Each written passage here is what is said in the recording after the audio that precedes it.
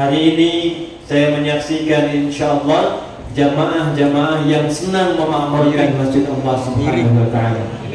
Kalau sore ini kita dikumpulkan di Masjid Al-Kautsar, mudah-mudahan di hari kiamat kelak kita dikumpulkan di telaga Kautsar Rasulullah SAW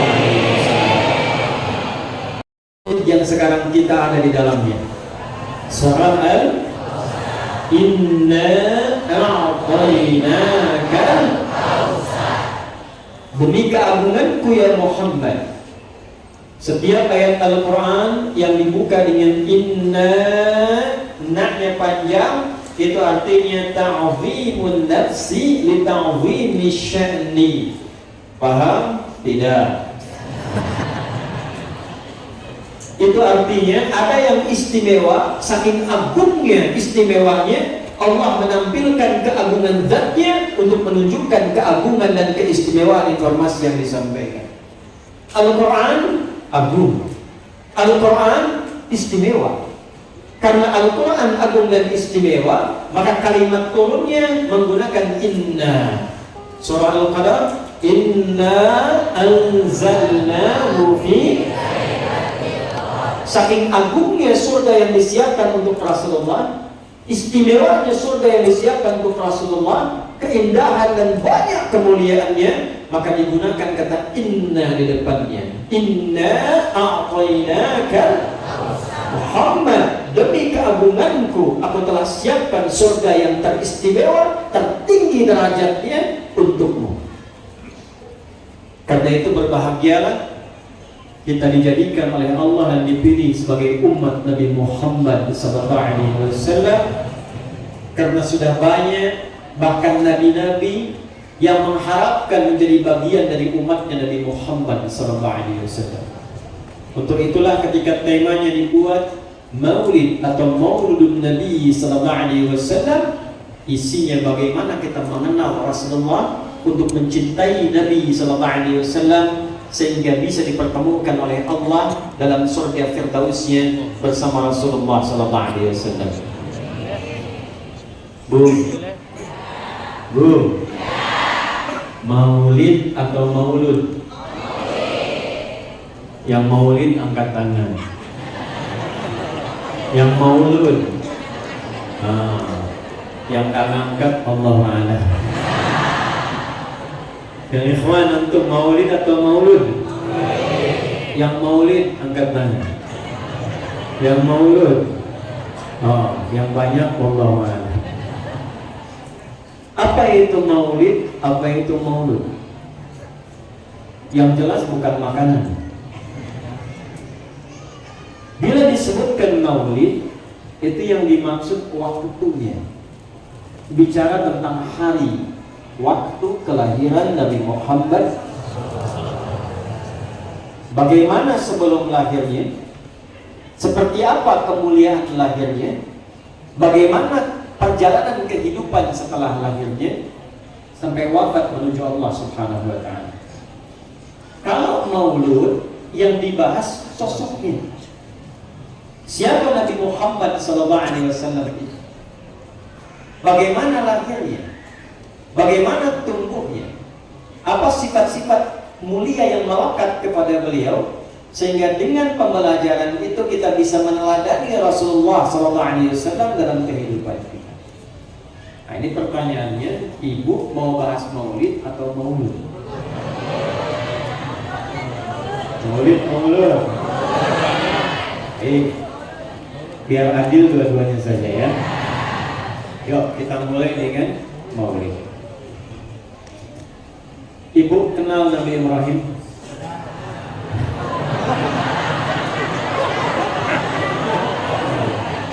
Saya kadang-kadang bingung di Indonesia. Saya ke Bangkalis ada yang kenal dengan Firaun.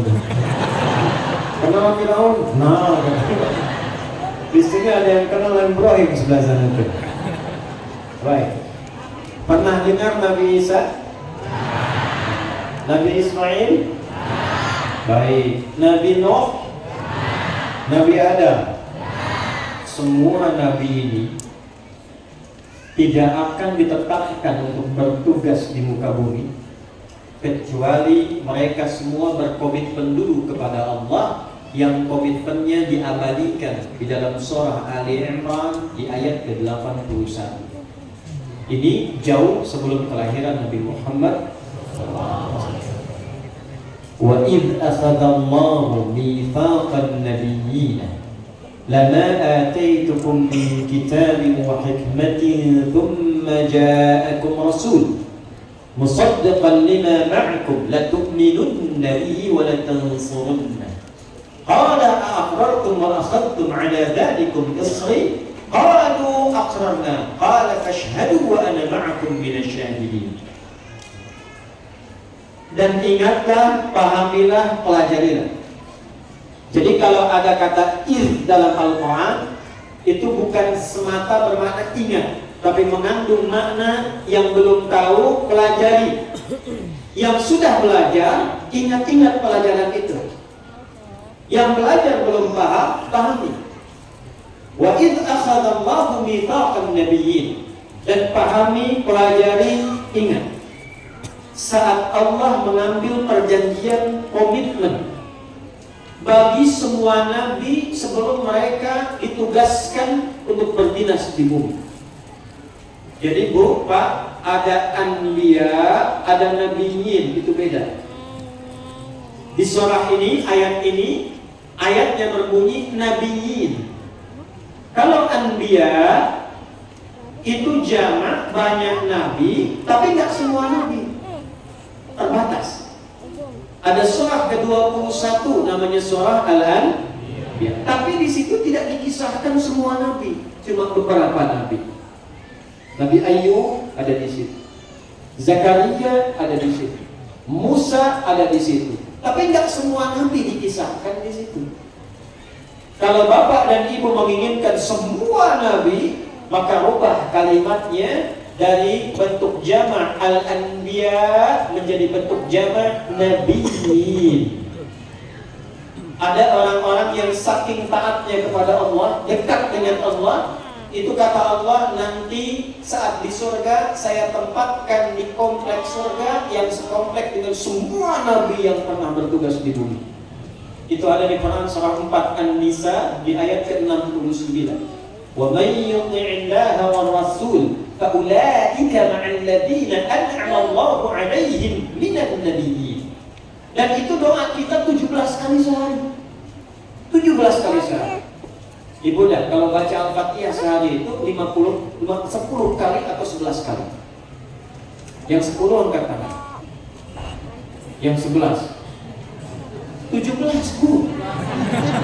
Kalau ibu baca 11 kali, berarti ibu tidak sholat subuh dan sholat duhur.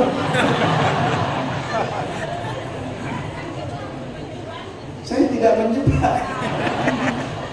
Datang bermacet-macet ke sini hanya untuk menjebak ibu, tidak.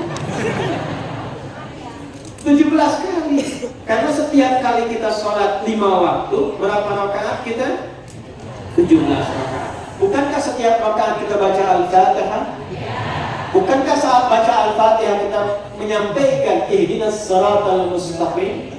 Lalu siratal ladzina an'amta alaihim. Nah, siratal ladzina an'amta alaihim itu doa kita kepada Allah. Ya Allah, berikan kami hidayah supaya nyaman di dunia, mudah ke akhirat. Dengan jalan yang lapang dikumpulkan dengan orang-orang yang kau beri nikmat kepadanya. Siratal ladzina an'amta 'alaihim, dijawab oleh Allah. Wa may yuti'illaha war rasula fa ulaika ma'al ladzina an'ama Allahu 'alaihim. Kita berdoa siratal ladzina an'amta 'alaihim, kata Allah ma'al ladzina an'ama Allahu 'alaihim. Dan di antara orang yang mendapat nikmat itu dia sekomplek dengan semua nabi yang pernah bertugas di dunia. Tingkat paling tinggi. Dan bisa main-main ke bawah, kan 8 tingkat. Datang sama siapa katanya di surga? Saya mau depannya Ustaz A, belakangnya Kiai Fulan. Kalau kamu sama siapa? Saya biasa aja, cuma depan saya Nabi Ibrahim. Belakang situ Nabi Musa. Kamu kan dulu nggak ingat waktu meraja, kan kamu suka baca surat Yusuf. Nah itu tetangga paling kiri saya. Yang kanan saya Nabi Muhammad. Jadi kalau kita urut semua nabi dari Nabi Muhammad sampai Nabi Adam alaihissalam, itu namanya nabiyyin.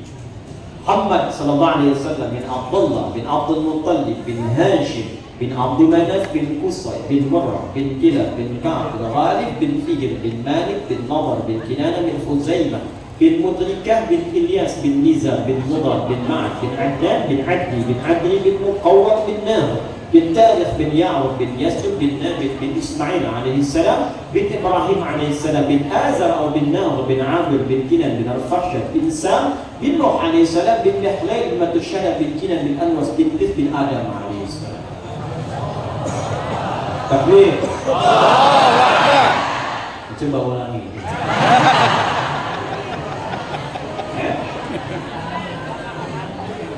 Bin Adam paling gampang ya. Jadi semua nabi yang pernah tugas di bumi itu nabiyin namanya. Tidaklah dia ditetapkan diangkat jadi nabi kecuali komitmen dulu sama Allah. Kata Allah, saya tugaskan engkau, saya kasih kitab, saya beri hikmah. Kitab itu penjelas pedoman untuk umat, penerangnya disebut hikmah. Untuk Nabi Muhammad Al-Quran, penjelasannya hadis. Nabi Musa Taurat, Nabi Isa Injil. Itu resmi diangkat dan bertugas kalau satu dilakukan. Saat nanti datang Rasul terakhir yang paling istimewa, kata Allah, kalau dia datang bersamaan dengan di masa kalian, maka kalian harus berbaiat kepadanya, mendukung dakwahnya dan menjadi bagian dari penguat dan umatnya. Qala aqradtum wa akhadtum 'ala dzalikum isri.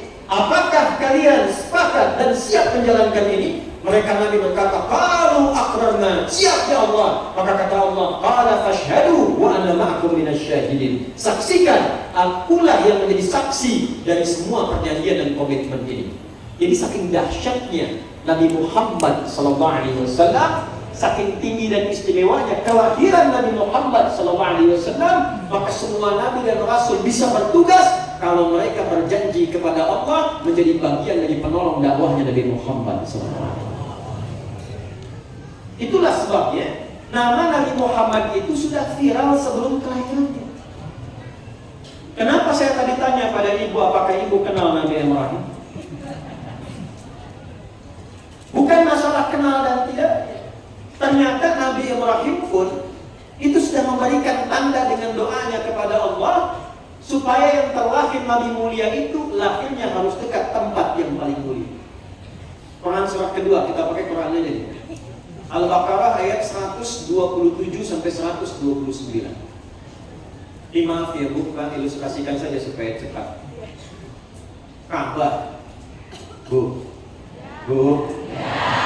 Ka'bah. Itu sudah ada sebelum Nabi Adam turun. Gak pakai ada. Jadi Nabi Adam turun, Pak, Ka'bahnya sudah ada. Ya. Dari mana tahunya Ustaz? Quran surah ketiga Ali Imran. Ya, dari ayat 96 sampai 97. Inna awwala baitin wudi'a lin-nas. Sungguh kata Allah, rumah pertama yang dibangunkan untuk manusia, bukan manusia yang bangun. Nanti ada kitab namanya Akhbaru Makkah, karya Az-Zalakhri. Coba lihat halaman 13 sampai 14. Itu digambarkan, disampaikan bagaimana malaikat diperintahkan oleh Allah membangun Ka'bah sebelum turunnya Adam alaihissalam. Tepat di titik tengah bumi. Jadi Ka'bah itu tengah-tengahnya bumi. Tengah-tengahnya. Kalau buka peta lama sebelum yang sekarang, buka peta yang lama, itu tengah-tengahnya bumi itu Mekah. Tepat di titik Ka'bah. Makanya petanya nggak geser, nggak kelebihan kanan, nggak kelebihan kiri, tepat tengah-tengah. Nah, saat zamannya Nabi Nuh alaihissalam terjadi banjir besar. Ya, umatnya pengal, diajak mendekat kepada Allah menolak, ngancam-ngancam dan minta azab. Zaman Nabi Nuh. Singkatnya dikirimkan banjir besar, saking besarnya tersapu bagian atas Ka'bah. Tinggal tersisalah pondasinya, pilarnya. Sisa pondasinya dalam bahasa Arab, kalau satu pondasi itu namanya qaidah. Kalau lebih daripada 2, 3, 4 itu namanya qawaid. Ini masjid kalau nggak ada pondasinya bisa berdiri nggak? Ini kalau sudah jadi namanya bait, namanya apa namanya? Bait. Kalau tanam batunya 1 namanya hajar. Disekat-sekat jadi hijab. Kalau ada satu bentuk ruangan namanya hujrah. Tapi kalau sudah jadi begini namanya apa? Bait. Makanya masjid kalau sudah jadi disebutnya baitullah. Ka'bah bait. Inna awwala baitin bait. Tapi ketika hancur bagian atasnya tinggal fondasi. 1 qaidah, banyak qawaid. Maka di era Nabi Ibrahim alaihissalam, Nabi Ibrahim ke Nabi Nuh itu 7 generasi. Tadi yang saya sampaikan, ya, 7 generasi. Dari 7 generasi ke zaman Nabi Ibrahim, maka Nabi Ibrahim diperintahkan oleh Allah tinggikan kembali fondasi Ka'bah yang runtuh atasnya sebelumnya terkena banjir zaman Nabi Nuh.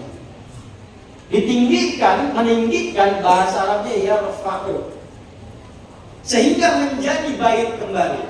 Maka Quran surah kedua ayat 127, wa idh yarfa'u Ibrahimul qawa'id minal bait wa Ismail. Maka Nabi Ibrahim menjalankan perintah Allah, dibawalah batu oleh beliau memulai meninggikan fondasi. Pijakan pertamanya, contoh di Ka'bah nih, contoh aja, contoh. Pijakan pertamanya misal di sini nih. Jadi pijakan pertama untuk melakukan sesuatu yang besar itu disebut maqam namanya. Apa namanya? Ketika Nabi Ibrahim berpijak untuk memulai meninggikan itu, maka pijakan pertamanya disebut maqam. Nah, itu yang dekat-dekat Hajar Aswad setelah Ka'bah, ya. Kemudian ada pintu Ka'bah, ya, multazam pintu Ka'bah. Setelah itu sedikit depannya ada maqam Ibrahim. Insyaallah yang belum haji dan umrah disegerakan insyaallah. Cukup dengan amin nabung ya. Nah, saat mulai meninggikan anaknya yang belum balik ke tempat. Nanti kalau waktu Idul Adha saya terangkan hikmahnya lebih dalam. Ya karena waktu kita terbatas kita percepat. Ini saat bapaknya napak kakinya, anaknya datang dari sisi kanannya bawa batu. Lupa, gampangnya beginilah. Gimana caranya ini bapak punya tugas, anak perhatian pada bapaknya. Tuh anak belum balik. Makanya disebut Ibrahim dalam salah satu riwayat. Kenapa disebut Ibrahim? Dalam salah satu riwayat itu gambaran dari Abul Rahim, bapak yang sangat penyayang. Padahal tugasnya di Palestina, Ismail tumbuhnya di Mekah. Jauhnya luar biasa. Tapi di balik kesibukannya sebagai seorang nabi, seorang rasul, seorang ayah, seorang suami, di balik kesibukannya masih sempat menengok Ismail yang di Mekah. Dilihat pertumbuhannya, dengan siapa dia mainnya. Dalam hal sebelum menikah ditengok, siapa istrinya, bagaimana tumbuhnya. Karena ayah sesibuk apapun walau nabi perhatian pada anak, maka dibalas oleh anak perhatian kepada bapak. Anda siapa? Nabi bukan, Rasul bukan, dekat dengan Allah belum tentu. Sesibuk apa sampai tidak kenal anak? Jadi kalau anak tidak peduli kepada ayahnya, dipanggil tidak nyaut, dipanggil tidak nengok, diminta malah kemudian membalas, jangan dulu marah, tanya dulu seperhatian apa saya kepada anak sehingga dia tidak memiliki perhatian kepada saya. Betul. Karena bagi anak bukan status bapaknya. Bapak jadi direktur di kantor, di rumah ayah. Anda jadi manajer di kantor, di rumah ayah. Saya di sini kiai, di sini ustaz, di rumah nggak kenal anak saya dengan itu semua. Seumur-umur saya sering katakan, belum pernah saya pulang ke rumah dipanggil sama anak saya, ustaz, kiai pulang, nggak ada. Uya, pengen anaknya, pengen ayahnya, bapaknya bu.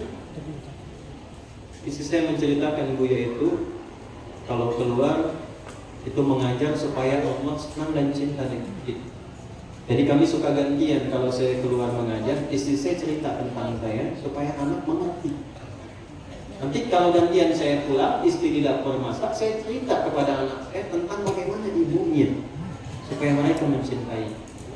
Itu begitu diceritakan saya mengajar, pulang-pulang malam ditunggu. Itu anak 3 tahun dengan anak 4 tahun. Nunggu sampai tengah malam. Begitu saya pulang sampai jam 11, ternyata yang nyambut depan pintu anak kecil. Buya. Setelah meluk, ceria, lalu ini yang terngiang di kepala. Main kuda yuk. Jadi kuda sih jam 11 malam. Kan mereka pengen ayat. Makanya kalau sudah selesai pengajian jangan banyak nanya.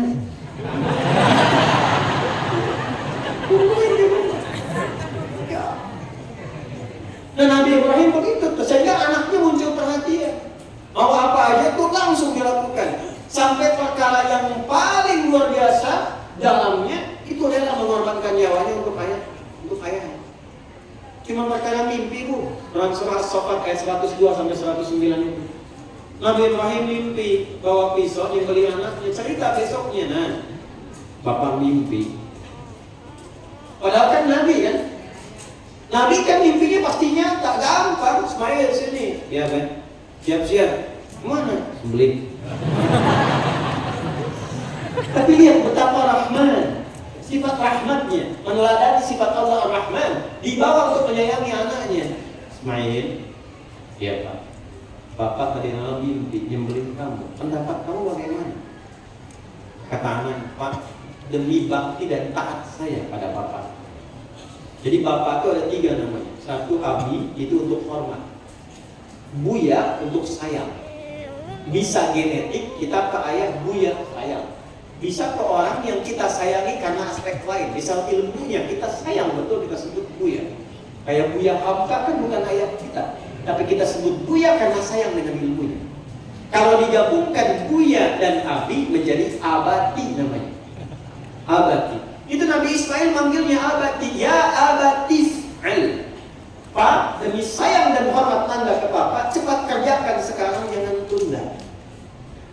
Itu kita ngaji baru sampai situ. Buka kitabnya Al-Akhlaqul Banin karya Ustaz Ahmad Maraja. Orang kita, ulama besar, saleh, taat di Ampel, meninggal di Ampel sedang nulis kitab akhlak. Anda lihat jilid yang kedua yang warna biru itu. Itu Allahu Akbar. Saat akan disembelih, dibawa kemudian ke bukit, disiapkan tali. Itu Ismail mengatakan 1, ada 3 yang fenomenal dan menjadi sunnah. 1, kata Ismail, duhai ayah, mohon simpankan jubah bagian luarku, baju luarku, mohon dilipatkan dan tolong berikan pada ibunda, sampaikan salam dari anak satu-satunya yang sangat mencintainya. Lalu ketika akan diikat, duhai ayah, mohon kencangkan ikatan ini, ya, dan pastikan aku tidak bergerak, supaya engkau tidak melihat aku meronta dan tidak jadi menunaikan perintah Allah. 3, wahai ayah, tajamkan pisaunya setajam-tajamnya, sehingga memudahkan proses penyembelihan saat engkau menyembelih aku dan tidak menyebabkan kesakitan mendalam sehingga engkau tidak jadi menyembelih. 3-tiganya menjadi sunnah. Tapi poinnya, begitu disampaikan, lakukan. Coba cek sekarang, pulang dari sini, bilang mana? Nah, ya Pak, ini mana tadi di pengajian Al-Kautsar, Bapak dekat ilham sembelih kamu. Siap-siap, upin aku Ustaznya. Poinnya bukan itu, poinnya ketakwaan yang digambarkan dalam hubungan kasih ayah dan ibu. Ibrahim bawa batu, Ismail datang di sisi yang lain. Itu belum balik tuh sebelum kejadian korban tadi. Pak, boleh nggak saya bantu? Bawa batu, batu bahasa Arabnya fajar, disusun-susun menjadi hijab. Maka sampai sekarang wilayah itu disebut dengan hijab Ismail. Singkatnya jadi itu Ka'bah. Saat jadi itulah kemudian keduanya berdoa di samping Ka'bah. Di antara doanya lihat ayat 129. Rabbana wa ba'ath fihim rasulan minhum yatlu 'alaihim ayatika wa yu'allimuhumul kitaba wal hikmah wa yuzakkihim innaka antal azizul hakim. Ya Allah, mohon lahirkan Nabi penutup yang mulia ini. Lahirnya harus lahir di dekat tempat yang mulia ini. Nabi Ibrahim, Nabi Ismail sampai memohon kepada Allah, ya Allah, kalau nanti Nabi mulia itu lahir yang terakhir, mohon muliakan kelahirannya dengan lahir di tempat yang paling termulia dekat Ka'bah itu.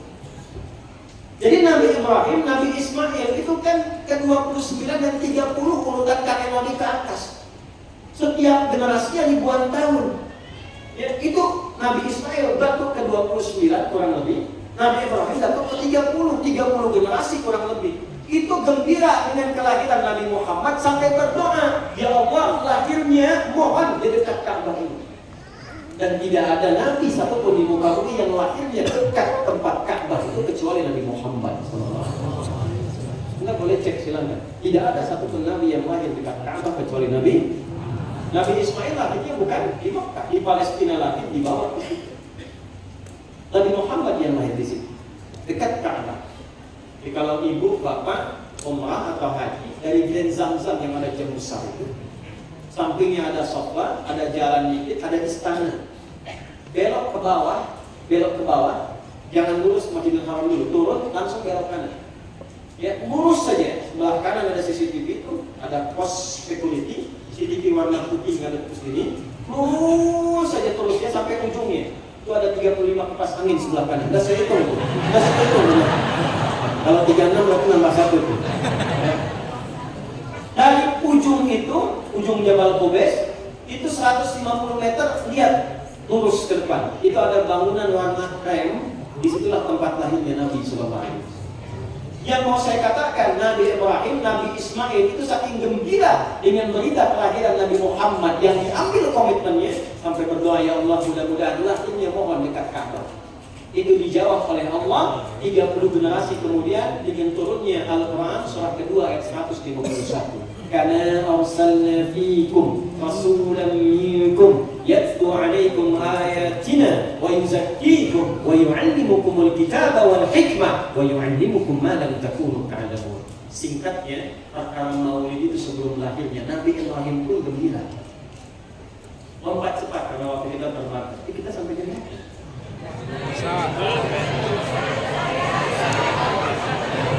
Isa ya. Antum silakan Isa. Hanya setengah 6 pulang nih. Ya. Baik. Saya Pak sebelah sana bilang Isa, tandain nih Pak. Balik nih. Cepat langsung ke Nabi Isa aja. Buka Quran surah 61 ayat ke-6. Ya, As-Saff ayat yang ke-6. Wa idh qala Isa ibn Maryam ya bani Israil inni rasulullahi ilaikum musaddiqan lima baina yadayya min at-taurah wa mubashshiran bi rasulin ya'ti min ba'di ismuhu Ahmad. Allahu Akbar. Lihat sini. Bu. Nabi Isa itu lahirnya 600 tahun sebelum kelahiran Nabi Muhammad. Kalau Nabi Musa Pak, 2000 tahun sebelum kelahiran Nabi Muhammad, kurang lebih. Jadi 600 tahun sebelum lahirnya Nabi Muhammad, Rasul penutup, Rasul terakhir, Nabi Isa itu sudah memviralkan ke umatnya, sudah ngasih kabar. Nah, yang paling menarik bahasa Qurannya memberi kabar gembira. Jadi Nabi Isa itu gembira dengan sebentar lagi kedatangan Nabi Muhammad. Nih, mana logikanya ya? Soal gini, ada Pak Asep misalnya. Ada Pak Asep nggak sih? Ada. Doni? Saya ganti, ini pasti nggak ada nih. Suneo? Pasti nggak ada nih. Nggak ada kan? Lihat sini. Suneo ngasih kabar nih ke jamaah.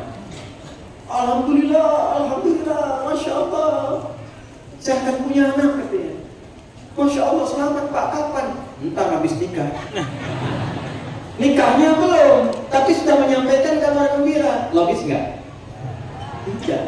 Jadi di muka bumi ini nggak ada orang menyampaikan kabar gembira pada yang belum lahir. Nabi Muhammad beda, belum lahir itu sudah ada yang menyampaikan kabar gembira. Jadi satu-satunya manusia di bumi yang digembirakan oleh seorang Rasul sebelum lahirnya itu cuma Nabi Muhammad SAW. Kenapa diberitakan akan gembira ini karena ada salah paham di umat Nabi Isa, mengira Nabi Isa itu Nabi yang terakhir. Karena ajarannya mirip Nabi Muhammad. Nanti kita bahas. Nabi Isa itu penyayang, Bu. Ajaran kasihnya dalam betul. Ini di antara kita saja nih, saya kasih rahasia ya. Bu, itu Nabi Isa jalan sama muridnya itu 12. Begitu lewatnya dari riwayat, lewat samping sungai. Di situ ada binatang yang sudah mati, sudah jadi bangkai. Saya tuh maaf kalau menyebut yang kurang bagus, agak kotor, lisannya agak susah nyebutnya gitu ya. Jadi intinya ada binatang yang sudah bau di situ. Lalu begitu lewat, muridnya bilang gini, guru, ini bau sekali katanya. Ya dari binatang ini. Perhatikan Nabi Isa alaihissalam. Apa jawabannya? Kata Nabi Isa, itu giginya putih sekali, bersih. Kata muridnya, guru, kenapa guru berkata begitu? Kata Nabi Isa, karena manusia hanya mengungkapkan apa yang ada dalam hatinya. Jadi kalau isinya kotor, yang keluar kotoran. Tapi kalau hatinya bersih, yang keluar kata-kata yang baik. Jangankan pada manusia, pada hewan pun sedemikian kasih. Nah itu bagian kecil dari kepemilikan sifat Nabi Muhammad SAW. Nabi Muhammad itu jangankan ke hewan, pada tumbuhan pun sayang. Ada situasi perang itu kan luar biasa mencekam, nggak ada kasih sayang. Ya, makanya surat Al-Baqarah, surat At-Taubah, kenapa nggak pakai bismillah di awalnya?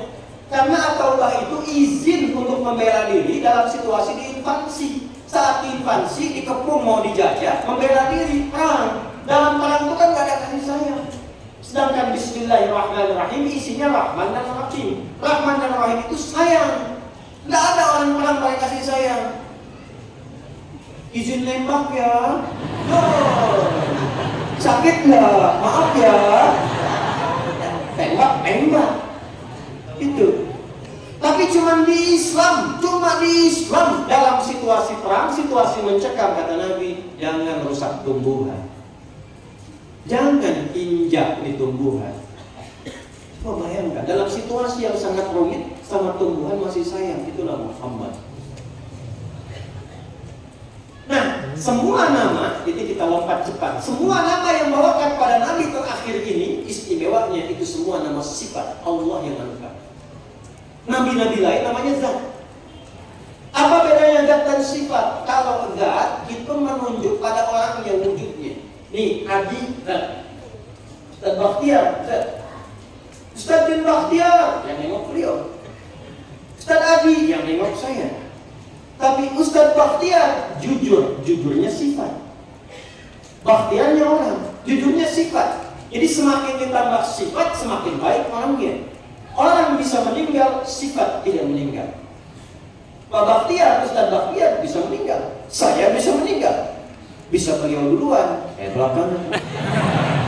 Tetap bisa dibalik, bisa saya belakangan, beliau duluan. Bisa. Sesuai aja. Tapi sifatnya nggak bisa meninggal. Karena nggak mendengar. Jujur telah meninggal, sabar telah wafat. Nggak ada. Orangnya iya. Semua nabi yang pernah bertugas di bumi rata-rata umumnya nama zat. Nabi yang meninggal hilang, selesai. Siapa yang pernah nemu tongkatnya Nabi Musa?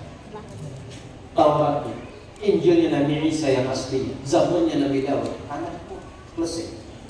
Nabi Muhammad, Allah berkehendak tidak diberikan nama zat, semua nama sifat. Ana Muhammad wa Ahmad wa Kafi wa Mahi, itu semua nama sifat kebaikan untuk menunjukkan bahwa Nabi terakhir begitu istimewanya dan mengumpulkan semua sifat-sifat kebaikan dan mulia. Jika ada nama sifat dikumpulkan sehingga menjadi teladan, itu disebut uswah namanya. Apa namanya? Quran surah 33 di ayat ke-21. Laqad kana lakum fi Rasulillahi uswatun hasanah. Yang ahli qiraat tahu nih kita nih. Bisa dibaca dua cara. Bisa uswah, bisa iswah. Jadi kalau kita ngaji pakai riwayat Warsh atau Qalun dari Nafi' al-Madani, Nafi' al-Madani, maka kita baca pakai iswah. Laqad kana lakum fi Rasulillahi iswatun hasanah. Iswah. Kita baca pakai hafaz, dari Asim pakai uswah. Laqad kana lakum fi Rasulillahi uswatun. Ustaz, kenapa bisa dibaca dua riwayat? Untuk menunjukkan kesempurnaan dan kemuliaan sifat Nabi Muhammad SAW. Saya ngaji formalnya ngambil bahasa Arab untuk mencintai dan memahami bahasa Al-Quran. Dan bahasa Al-Quran luar biasa dahsyat. Semua harokat pun ada maknanya. Ini beda U dengan I itu ada artinya, Pak. Ya kita kenal tuh, kalau harokatnya agak miring kebuka di atas namanya apa? Fathah. Kalau di bawah kasrah. Kalau bulat-bulat sukun, bulat sukun. Kalau bulat ada ekornya, mesti tahu tuh. Saya ke Garut tuh begitu datang, dihadiahi sama teman saya datang, Ustaz ini buah sukun katanya. Udah matang, istrinya masak di dapur. Saya bilang, Pak ini bukan sukun, ini fathah. Kalau sukun, dia masih di pohon tuh bulat tuh. Dia jatuh ke bawah kasrah. Bapak buka-buka terbuka digoreng fathah.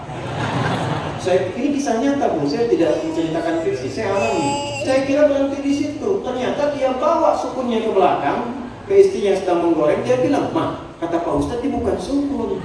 Apa Pak? Fathah. Ini kalau kasrah, Pak, kasrah itu sesuatu yang lembut, kecil, pecah. Makanya disebut dengan kasrah. Kasrah zujat, kaca pecah, jadi percikan kecil-kecil. Rendah, khafat di bawah. Makanya kalau ada harakat yang menggunakan kasrah, itu biasanya menunjukkan sesuatu yang lembut, yang kecil, yang pecah. Perempuan itu cenderung lembut, Bu. Ya, makanya menggunakan kasrah. Laki-laki fathah. Ya. Anta laki-laki, perempuan jazakallah laki-laki, perempuan sedillah I. Kenapa? Lembut. Ibu kan tadi bilang di sini mau sampai Isya tuh, ya. Ibu intikaf tuh, jam 11 pengen pulang, udah kosong, begitu keluar atas pohon ada suara ya. Ibu nggak usah lari, tunjuk tuh kasroh ya. Kita ngaji kita. Nah, jadi kalau menggunakan I itu menunjuk yang kecil-kecil. Kalau kita ingin angkat yang tinggi, rafa. Lalu yang tinggi itu banyak dikumpulkan, yang dhamma. Dhamma itu banyak kumpul tinggi. Kenapa bisa dibaca dua riwayat I dan U, iswah uswah? Karena semua yang melekat pada Nabi Muhammad SAW, yang kecil apalagi tingginya bisa diteladani. Senyumnya, menengoknya, menyapa. Saya itu paling senang kalau lihat Habib Umar, paling senang saya.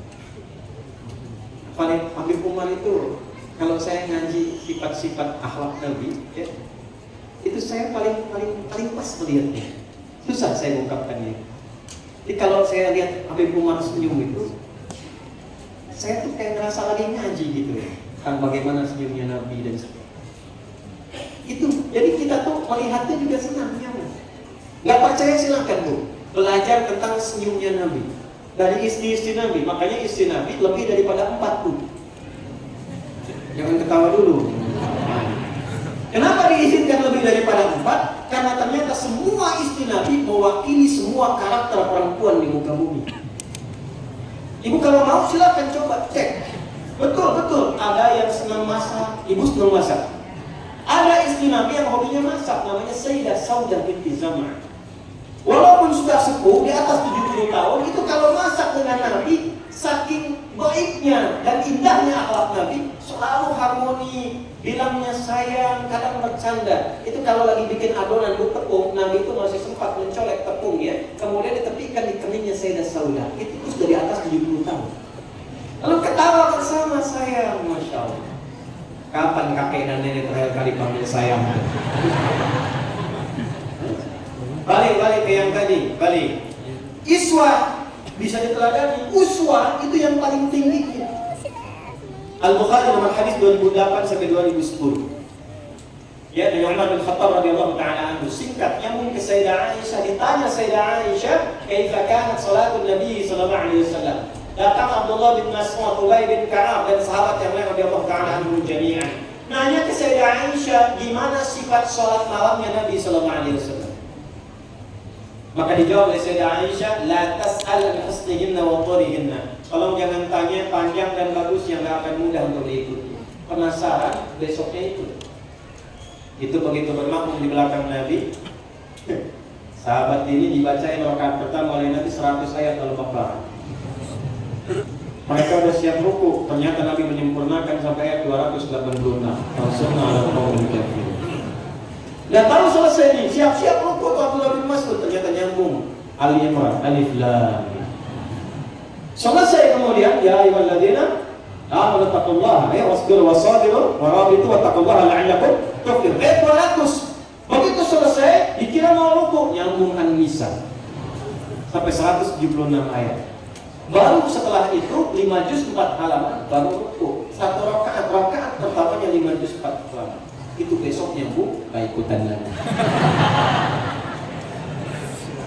Nah, itu sifat tertingginya. Jadi maaf, kalau sifat-sifat terkait dengan manusia, sekali lagi, terkait dengan manusia, baik pada tetangga, baik pada orang tua, sayang pada anak, perhatian pada cucu, memuliakan pasangan, memuliakan masyarakat. Itu kalau satu aspek disebut dengan mahmud namanya. Apa namanya? Tapi kalau banyak dikumpulkan istimewa, maka dibentuk sirah mubalaghah, superlatif menjadi Muhammad.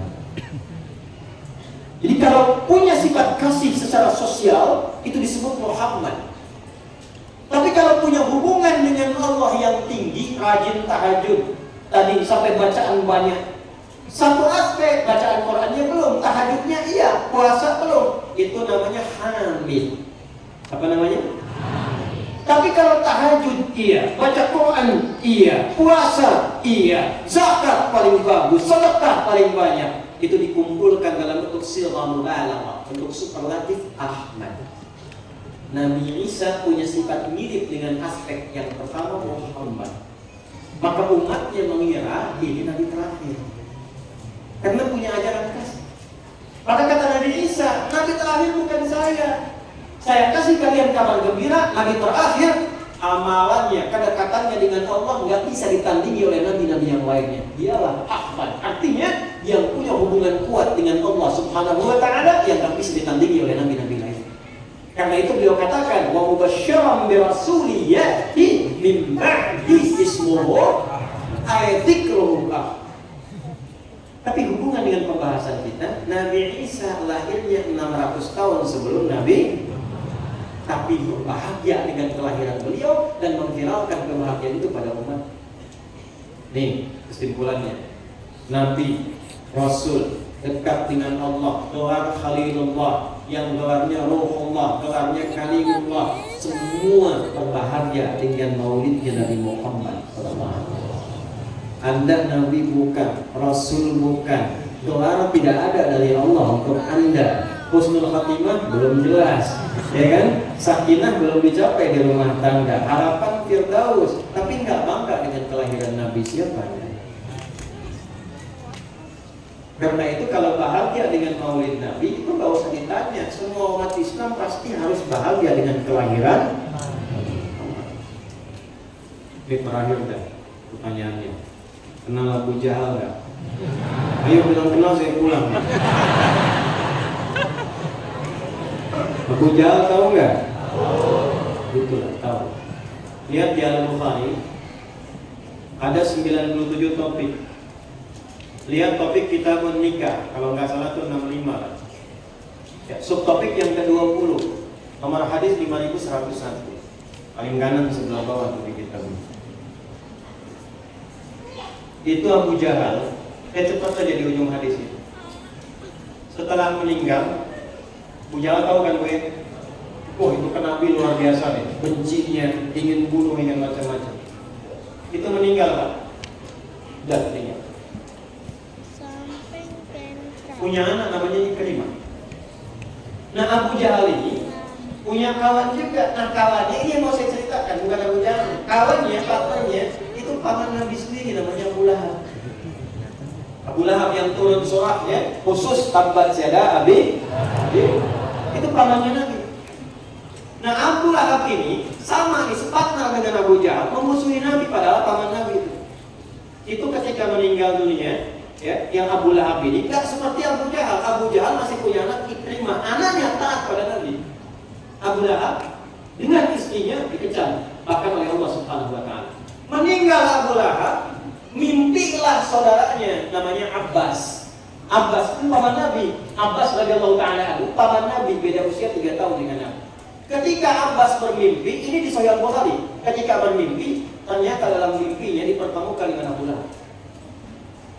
Ditanya oleh Abbas, gimana keadaanmu setelah meninggal itu? Kata Abu Lahab, setiap hari yang aku alami cuma tersiksa. Buka surah Ghafir kan?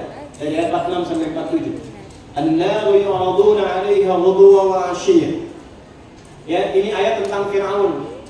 Saking buruknya Firaun, itu di alam kuburnya ditampakkan oleh Allah neraka setiap waktu. Neraka aja, jahanamnya ditampakkan. Jadi dulu saya pernah ditanya orang liberal begini, "Ustaz, nggak ada siksa kubur," katanya. Yang ada itu cuma tidur di alam kubur. Dia bilang, "Mas ini, ente kalau tidur nih, terus tidurnya ketemu kuntilanak botak, terus nggak nyemungin kamu, ya di depan muka anda tuh nakut-nakutin. Pertanyaan saya, anda pengen bangun atau tetap tidur?" "Saya bangun, Ustaz," katanya. Baik. Kalau menurut anda di alam kubur cuma tidur, Allah sudah sampaikan, tuh saya kasih mimpinya neraka tiap hari di depan. Jadi kalau anda sekarang hidup, anda tidur masih mampu bangun. Di alam kubur nggak bangun-bangun. Anda mimpi ketemu kuntilanak, diteriaki di depan mata, nggak bisa bangun, tersiksa kan? Yang hidup di samping ngeliat, "Papa kenapa? Papa kenapa?" Wah, masih hidup. Di alam kubur nggak bisa bangun lagi, tersiksa namanya. Maka Abu Lahab mengatakan, "Saya tersiksa, susah saya di alam kubur ini. Cuma 1 hari saja saya yang ringan merasakannya." Ini bukan akhirat ya, kalau akhirat itu nggak ada keringanan. Ayatnya begitu. Tapi di alam kubur sekali aja saya dapat keringanan. Kapan? Saat hari Senin, lahirnya Nabi Muhammad SAW. Saya pernah bahagia dengan kelahiran itu, lantas saya bebaskan budak saya bernama Thuwaibah. Saya ulang ya, Nabi lahir hari saat hari Senin itu, saking gembiranya saya dengan lahirnya Muhammad, karena kan baru lahir, belum tahu jadi Nabi. Gembira, senang lahir keponakannya. Saat senang itu, dia bebaskan budaknya bernama Thuwaibah, dan Sayyidah Thuwaibah ini akan memberikan ASInya kepada Nabi sebelum Sayyidah Halimah Sa'diyah. Jadi begitu dibebaskan, merdeka beliau. Ketika merdeka, kemudian memberikan ASI kepada Nabi, itu dinilai oleh Allah meringankan keadaannya saat di alam kubur setiap hari Senin. Saya tanya kepada anda, Abu Lahab itu muslim atau kafir? Ingkar atau taat? Memusuhi Nabi atau tidak? Tapi pernah gembira dengan maulidnya Nabi, sampai membebaskan budaknya, diringankan keadaan di alam kubur. Antum musuh Nabi? Umat Nabi bukan? Umat Nabi. Kita bukan musuh Nabi, kita umat Nabi. Iman kepada Allah dengan mengikuti pada Rasulullah, dengan kita gembira dengan lahirnya Rasulullah SAW. Bukan hanya ringannya, kita berharap syafaat Rasulullah SAW. Syafaat. Bab terakhir itu di hadis Muslim dari 43 bab terakhir ini, bab tentang syafaat. Cuma satu Nabi yang dibolehkan oleh Allah, yang lainnya sudah nggak sama. Orang datang ke Nabi Adam, "Saya malu sama Allah, saya banyak berbuat dosa." Kemudian pergi ke Nabi Ibrahim, "Saya juga malu sama Allah." Yang lain tadi, "Saya pernah berbohong." Padahal bohongnya bukan bohong, tadlis namanya. Datang kepada Musa, "Saya malu sama Allah, saya pernah tampar orang sampai meninggal." Datang kepada Nabi Isa, "Saya lebih malu lagi, saya dituhankan oleh hambanya Allah." Datanglah kepada Muhammad katanya. Ya. Anda tahu Nabi Muhammad sedang melakukan apa? Sujud. Hadisnya viral, sahih di Sahih Muslim. Allah menyampaikan, "Irfa' ra'sak as-salto." Irfa' ra'sak salto. Ya, Muhammad angkat kepalamu saat itu. "Mintalah kepadaku, to'ta," engkau akan diberi. Maka apa yang disebut oleh Nabi? "Oh kama qala ummati." Umatku ya Allah, umat. Ada riwayat tapi perlu divalidasi ya kesahihannya. Tapi kalau ini valid dan sahih, nggak ada hari tanpa sholawat. Demi Allah nggak ada hari tanpa sholawat. Di ujung hidupnya, sebelum viral kalimat sholat di pangkuan Sayyidah Aisyah, dibawakan air oleh Fudail radhiyallahu ta'ala anhu, kemudian diwudukan, lalu kemudian sholat dan wafat di pangkuan Sayyidah Aisyah radhiyallahu ta'ala anha. Itu sebelum semua peristiwa itu ada riwayatnya, tapi sekali lagi perlu divalidasi. Datang malaikat Jibril. Biasanya kan yang datang malaikat maut kan, sebelum dicabut nyawa kan, Jibril berpaling. Rasulullah bertanya, kenapa berpaling? Kalau bahasa kita kama qala, saya merasa lirih melihat kekasihnya Allah dicabut nyawa. Padahal tahu pasti akan dengan cara yang sangat mulia Rasulullah. Tapi Nabi masih memikirkan satu hal, bukan diri. Jibril, kama qala, apakah memang dicabut nyawanya akan terasa sakit? Nabi tahu, cuma mengonfirmasi, kan dikabarkan sebelumnya oleh Allah. Kullu nafsin dha'iqatul Al-Imran 185. Ya Muhammad, perhatikan. Allahumma ya Allah, mohon timpakan seluruh rasa sakit yang akan dialami umatku dalam sakaratul maut. Timpakan padaku saat ini, sekiranya engkau izinkan, timpakan padaku saat ini, sehingga umatku tidak akan merasakan sakaratul maut, sakitnya dalam saat nyawanya. Ya Allah, kalau engkau izinkan, mohon timpakan semua rasa sakit umatku yang akan dialami dalam sakaratul mautnya. Timpakan kepadaku saat ini supaya mereka tidak mengalami sakit lagi dalam sakaratul mautnya.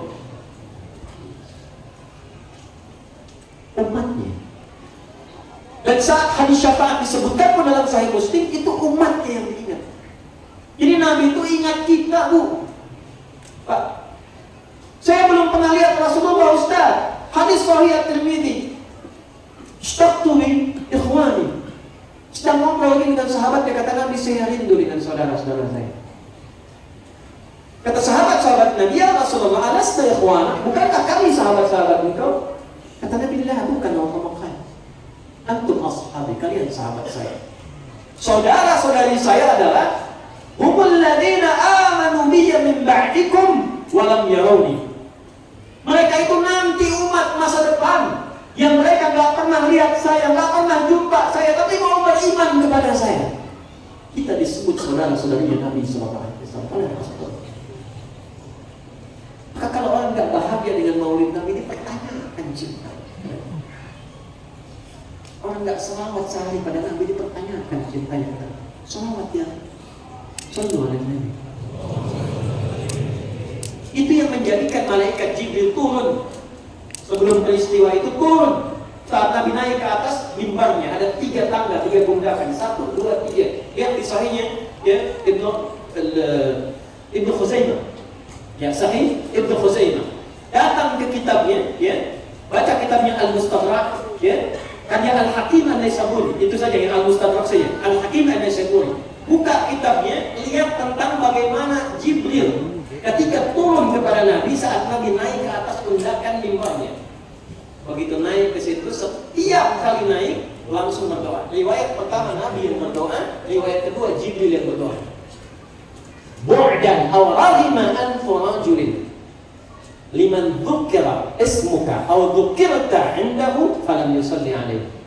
Kata Jibril, kata Nabi Muhammad, amin. Biasanya Nabi yang berdoa, Jibril mengaminkan. Ini satu riwayat, Jibril yang doa, Nabi mengamin. Muhammad, rahina anfu rajulin, sungguh kotor hidung seseorang. Ini bahasa majas kiasan untuk menunjukkan betapa buruk perilakunya. Dulu di Jakarta ada yang selingkuh, namanya JPK, yang gubernur Jakarta era VOC. Saya sudah ke Belanda kemarin, dan lihat tempat VOC itu kayak gimana. Kecil, lebih besar Masjid Al-Kautsar sekarang ini. Tapi dia bisa tembus ke sini. Saat JPK menjadi gubernur Jakarta, dia terapkan itu hukum Injil. Ya, kan Protestan Belanda itu. Kalau ada yang zina, dihukum rajam. Rajam. Kalau Anda buka di Bible itu, yang zina itu dirajam. Maka ternyata keponakannya yang perempuan itu berzina dengan prajuritnya. Maka dirajam yang perempuan, dihukum pancung yang laki-laki. Sebelum dipancung, itu dibelangi dulu dengan arang hidungnya. Ya, dibelangi dengan arang sehingga terlihat hidungnya belang. Maka dari situ muncul ungkapan hidung belang. Nah, itu secara nyata, bukan main kata-kata, hidung belang. Ya, jadi kalimat hidung belang ini untuk menunjukkan perilaku yang buruk. Bahasa Arabnya radhima anfu rajulin, hidung belang itu. Kata malaikat tuh. Buruk perilakunya. Siapa? Orang yang disebutkan nama Muhammad di sampingnya tapi dia tidak bersalawat kepadamu. Jibril itu sampai geram. Kenapa? Ini gak ada nabi yang dalam hidupnya mikirin umatnya. Nabi Nuh lihat umatnya begitu bebal, ya Allah, agak aja deh. Ya. Hampir semua nabi itu ketika diutus, ya Allah hukum, ya Allah minta hukum aja. Ya, kaum Ad, Thamud, Nabi Saleh, Nabi macam-macam, itu yang diutus di bumi, umatnya begitu menyebarkan hukumnya Allah. Nabi Muhammad datang ke Taif dengan harapan di situ bisa membangun persaudaraan. Sampai ke sana ternyata dilempari dengan batu. Datang melindungi anak adopsi beliau, berdarah, tarik mundur ke belakang, istirahat di bawah naungan pohon. Datang dua malaikat penjaga gunung, penjaga bukit Taif. Ada dua bukit, turun ke malaikatnya, mengatakan, ya Muhammad, kalau kamu kalamu jadi ke sana, angkat tanganmu ke langit, mohon mintakan supaya aku diperintahkan oleh Allah mengangkat bukit Taif ini untuk menghimpit mereka yang telah bersikap kasar kepadamu. Kata Nabi Muhammad, la, jangan lakukan. Fa'innahum qawmun la ya'lamun. Mereka belum tahu saja. Aku berharap nanti di masa depan akan ada laki-laki, perempuan, tua, muda, anak kecil, mereka akan mengatakan la ilaha illallah. Setelah itu dia berkata, perhatikan kalimat ilahi, ilahan takfiruni, am ila qaribin yu'limuni, aw ila ba'idin yu'dini, fa ana radin ma lam taghdab alayya, la hawla wa la quwwata illa billah.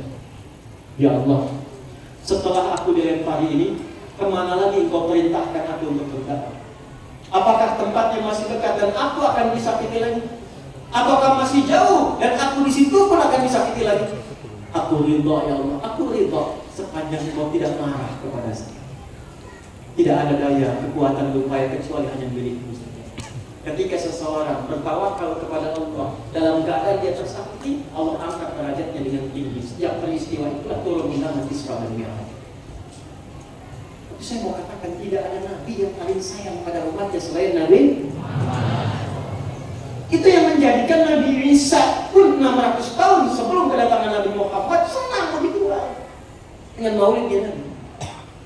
Abu Lahab ini ancamannya neraka, nggak diringankan. Istrinya pun provokator, ditempatkan di tempat neraka yang sempurna. Tapi di alam kubur sebelum dihisab, setiap Senin ringan karena bahagia dengan kelahiran.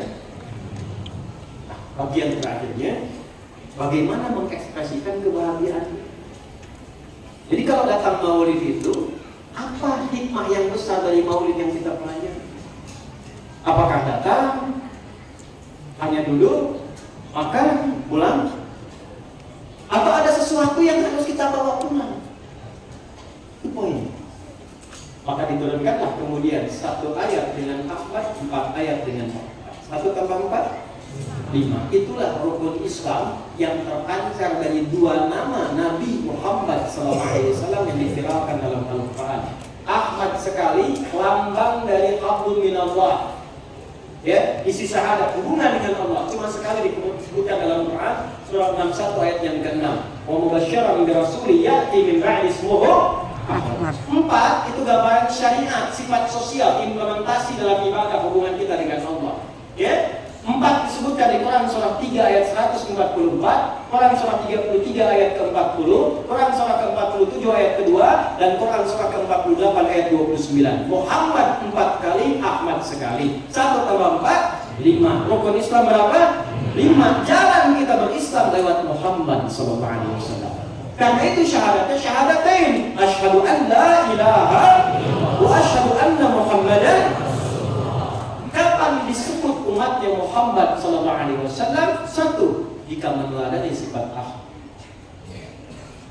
Ini saya tanya lagi ya. Nabi dijamin masuk surga tidak? Surganya paling tinggi tidak? Dipuji nggak oleh Allah di Quran? Apa buktinya?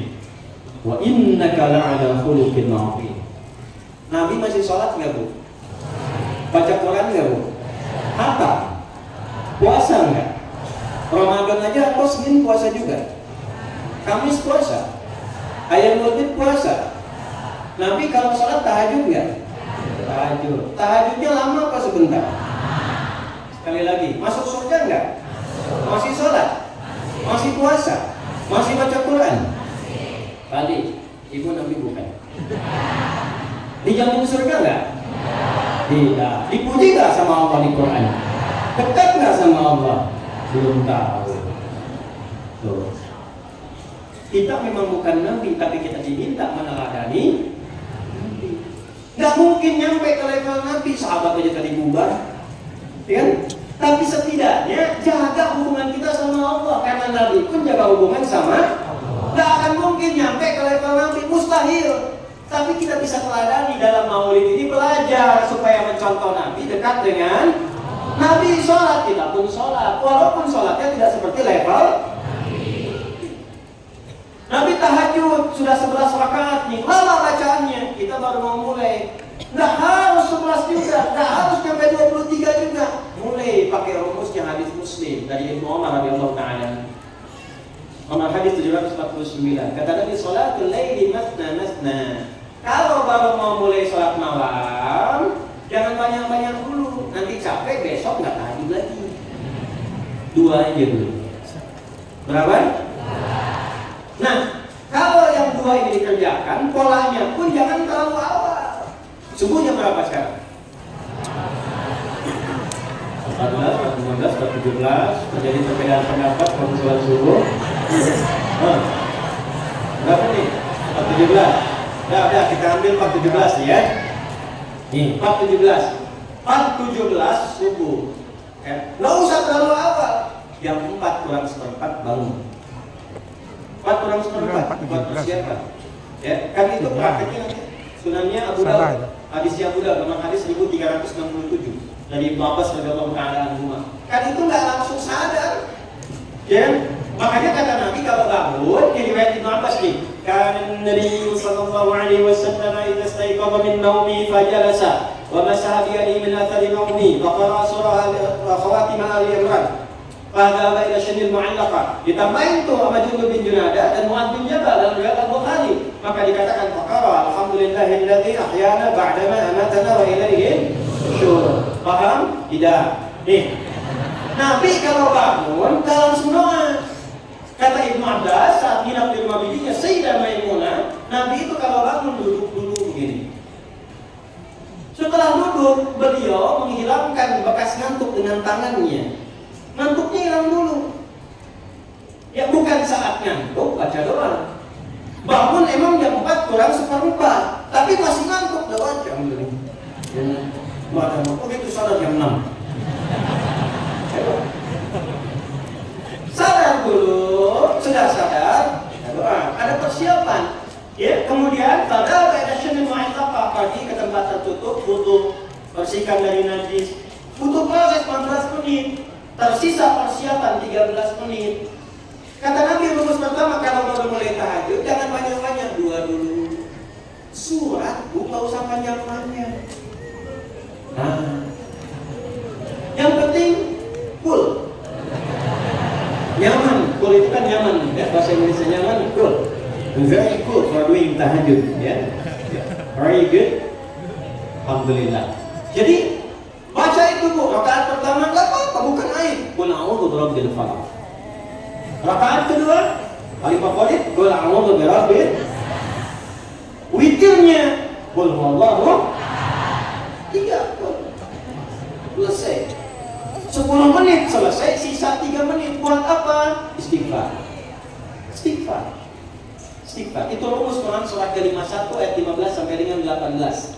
Innal muttaqina fi jannatin wa 'uyun akhidina ma atahum rabbuhum innahum kanu qabla dhalika muhsinin kanu qalila min al-layli ma yahja'un wa bil ashari hum yastaghfirun.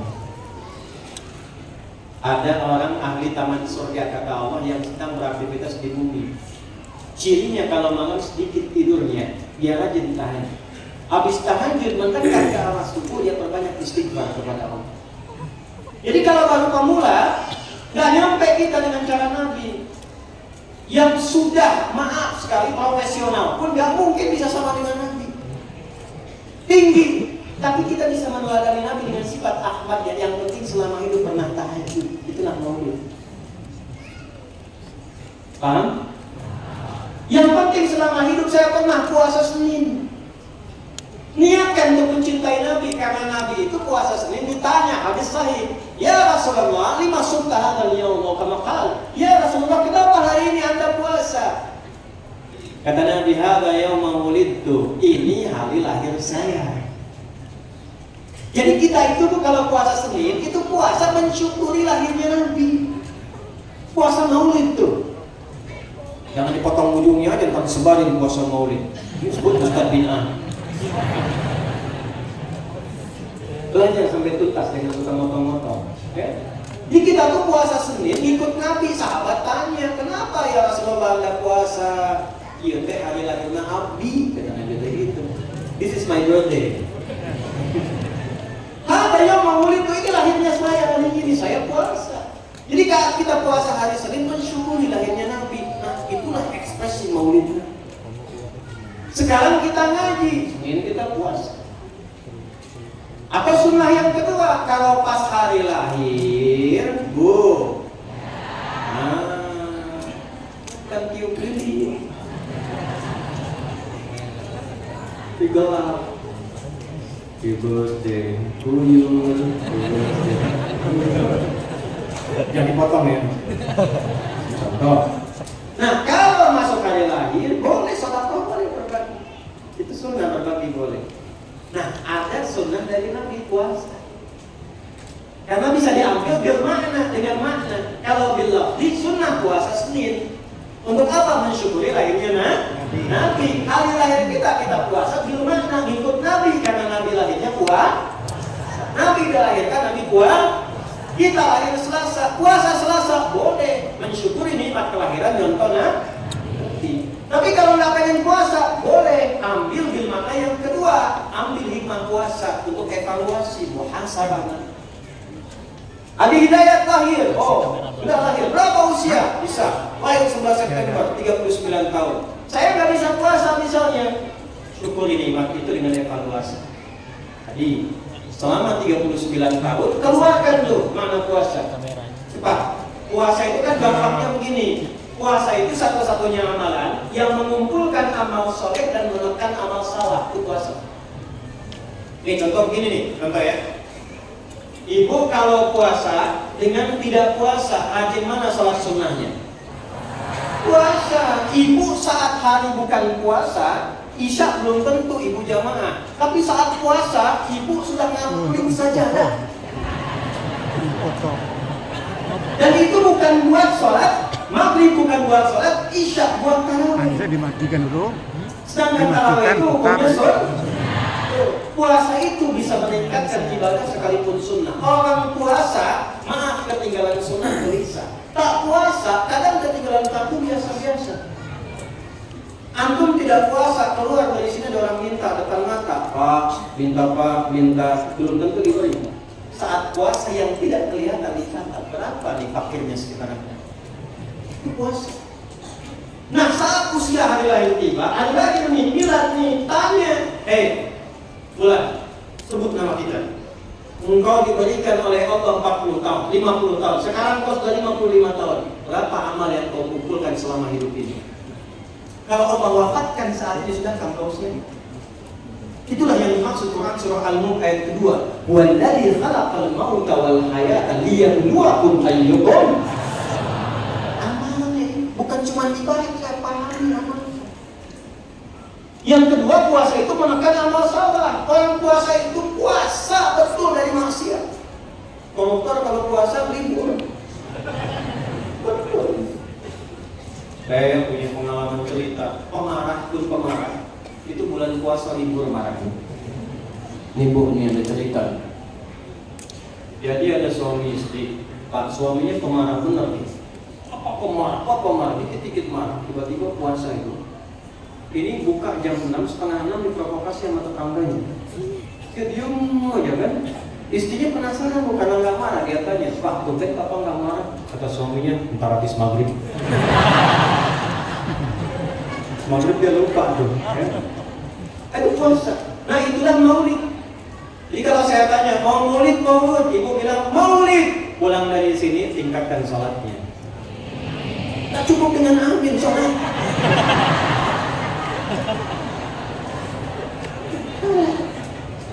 Tingkatkan bacaan Quran yang ngaji. Jangan tunggu Ramadan. Belum tentu hidup. Ya. Ini hari Kamis ya. Sabtu ya. Tiang Kamis, waktu Kamis.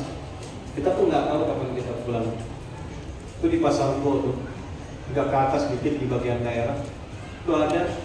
Ini untuk TKM aja supaya ilmunya. Ada orang yang ikhlas benar Pak. Ikhlas benar. Dia ngerawat musola. Saking ikhlasnya itu sampai sepuh ngerawat musola. Allah kirimkan orang Qatar. Ini kisah nyata. Saya kalau cerita insya Allah nggak fiktif itu yang nyatanya. Dikirimkan orang Qatar.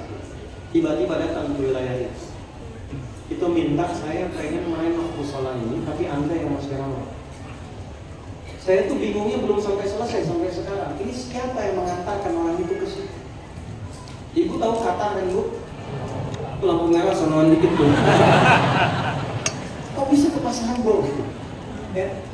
Dan nyampaikan, lalu singkatnya dibangunkan di renov Pak. Begitu dia renov dia dilebihin. Nah itu konsisten beliau itu marah. Bukain agama ikhlas. Itu Allah muliakan ahli masjid, merawat masjid, azan sampai pun imam di masjid. Itu wafatnya pun dalam keadaan puasa hari Kamis, ba'da asar tiduran di karpet masjid. Dan yang indah itu cara pulangnya, malam melek, meninggal. Jadi belakang tuh saya malam melek.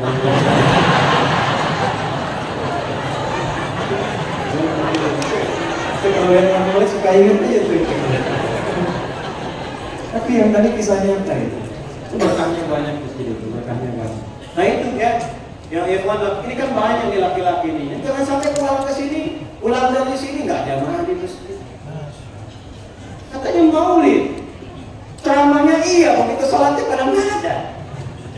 Jangan ramai kumpulnya, ramai amalnya. Itu maulid. Nah kalau kita belajar maulid itu namanya belajar akhlaknya Nabi Muhammad. Gimana akhlaknya pada ibu? Jangan antum sukses di kantor, datang kajian ibu masih nangis karena perilaku antum.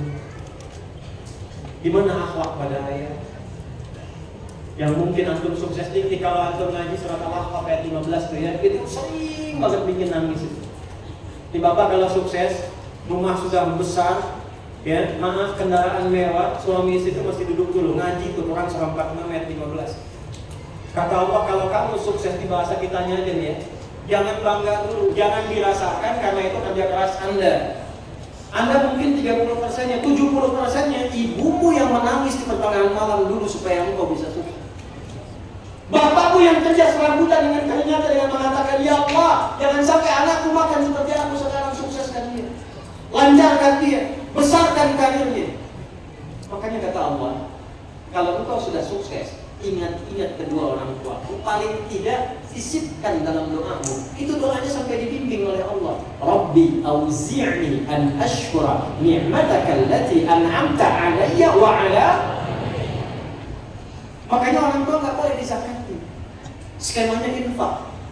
Itu infak pertama setelah yang wajib pada istri dan anak-anak, itu langsung orang tua. Al-Baqarah 215. Yas'alunaka madza yunfiqun qul ma anfaqtum min khairin falil walidayn qul ma anfaqtum min khairin falil walidayn. Anda belajar maulud pulang dari sini tuh adab sama orang tua dengan tetangga, maaf tetangga. Nabi kasih contoh jelas yang muslim dengan yang non muslim. Kalau urusan kehidupan bertetangga nggak dibedakan oleh Nabi. Urusan ibadah masing-masing, lakum dinukum. Urusan bertetangga disamakan lintas keyakinan. Nih hadis nih, saya bacakan sahih nih. Paling gampang terjemahannya aja deh. Kalau Anda di antara Anda masak makanan dan baunya sampai ke tetangganya, maka bagilah tetangganya walaupun ini paling kencang ya. Walaupun hanya kuahnya. Hadis andalan tuh. Habis ini ibu masak ketupat, mau opor. Opornya mau makan kuahnya bagi tetangga. Tetangga protes nanya, kok cuma kuahnya? Hadis Nabi, Pak. Jadi nggak boleh baca hadis pakai pakai ilmunya. Maksudnya apa? Nabi sudah visioner, dibimbing oleh Allah. Jangan sampai ada yang masak kuah, bumbu sudah beraneka ragam. Masaknya singkong, bumbunya rendang. Bagi supaya nggak salah paham. Bagi. Pertanyaannya bukan itu. Apakah Nabi pernah mengatakan jika tetangga kamu muslim saja? Pernah nggak? Hadis itu umum. Ini di komplek ini mungkin ada non muslimin. Anda masak misalnya makanan, masak pakai rendang, bagi. Jangan dilewat tuh. Hadisnya berlaku, bagi satu-satu. Jangan Anda berikan yang muslim, yang non muslim dilewat. Non muslim lihat, Bu, bau rendangnya enak banget ya. Bu, ya emang enak sih Pak, cuma saya bapak kafir. Dosa. Itu dosa itu. La ikraha. Gak boleh ada kekerasan dalam Islam. Islam itu gak keras, Islam itu lembut. Kalau ada ngaji ngajak yang keras-keras gak boleh ikut ya. Gak boleh ikut tuh. Hati-hati ya. Ngajak untuk saling mencela, saling membenci, saling tidak kenal, gak boleh. Apalagi saling melukai. Ya, saya nggak mau terulang lagi. Ingat ya, nggak mau terulang. Saya waktu di Lampung lagi ngisi pengajian, wah, di jalan Tamrin meledak bom. Cuma tiba-tiba angkat tangan. Ini serius, Ustaz. Apakah bom di jalan Tamrin termasuk jihad fisabilillah? Saya bilang, Mas, sekarang pengetahuan saya, jihad fisabilillah itu jihad di jalan Allah, bukan di jalan Tamrin.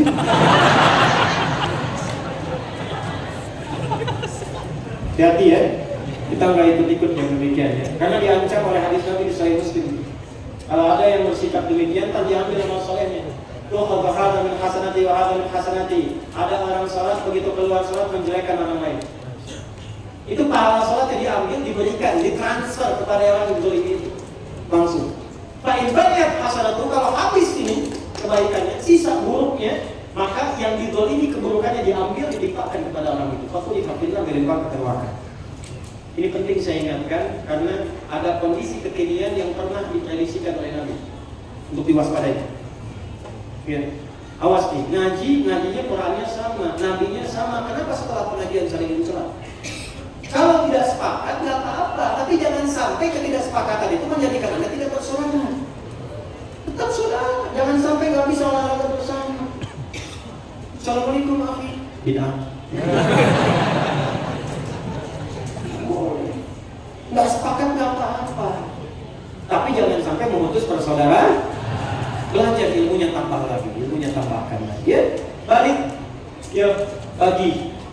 Nah cara baginya gini ibu bagi nih, masakin rendang panci misalnya, non muslim bagi. Ini akhlaknya Nabi Muhammad yang dicontoh. Begitu dibagi kepada tetangga kita, dia terima, kan dia heran, ibu baik sekali, terima kasih. Ibu katakan apa? Bukan baik, tapi Nabi Muhammad yang mengajarkan saya berbagi. Kayak tunjukkan kisah nyata. Tadi kan saya bilang saya baru dari Belanda kan. Saya punya sahabat dari Kuwait, ulama besar. Ya, namanya Syekh Al-Faris. Ulama besar, ahli dakwah. Ketemu saya cerita. Mungkin teman-teman pernah baca, ada di Belanda itu yang bikin film memfitnah Nabi. Filmnya namanya Fitnah. Itu merendahkan Nabi di situ. Itu beliau langsung terbang dari Kuwait, memesan satu restoran yang paling mahal, paling bonafit, disiapkan, dicek menu kesukaan orang tadi, diundanglah orang tadi untuk makan.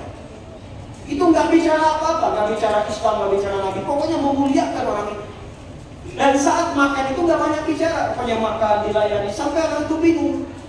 Sebetulnya maksud Anda apa? Saya nggak punya maksud lain, cuma ini mentraktir Anda semua. Orang ini bingung, dari mana semua ini? Yang mengajarkan saya begini itu adalah orang yang Anda hadirkan dalam film Fitnah itu. Itu nggak pakai lama, nggak ceramah, nggak apa, begitu mendengar asyhadu an la ilaha illallah, asyhadu anna Muhammadar Rasulullah. Kalau diajak umrah, berangkat haji, dipertemukan dengan imam-imam Masjidil Haram. Sekarang jadi dai di Belanda. Begitu caranya. Sampaikan, katakan Nabi Muhammad yang mengajarkan saya bertanya. Besoknya saat kembalikan panci, dia udah bisa salam, assalamualaikum Bu Haji. Tuh. Padahal ibu belum haji, cuma dia lihat aja ibu kesini pakai seragam. Waalaikumsalam Bu Haji. Tuh. Gak bisa salam. Fadilahnya tadi itu cuma satu praktek. Saya mau kembalikan panci, terima kasih, enak banget. Alhamdulillah. Terus dia nanya lagi, kira-kira Bu Haji, hari ini Nabi Muhammad ngajarin berbagai lagi enggak? Ibu bikin dia opor, mereknya opor syahadat gitu ya. Jelas? Pulang dari sini saling mencintai karena Allah. Doakan yang damai. Ya, jangan terpecah belah. Suami istri akur di rumah tangga baik-baik, dengan tetangga baik, saling memberi, itulah maulid. Jadi kalau kita bicara maulid kelahirannya, maka ekspresinya mendekatlah kepada Allah dengan kita.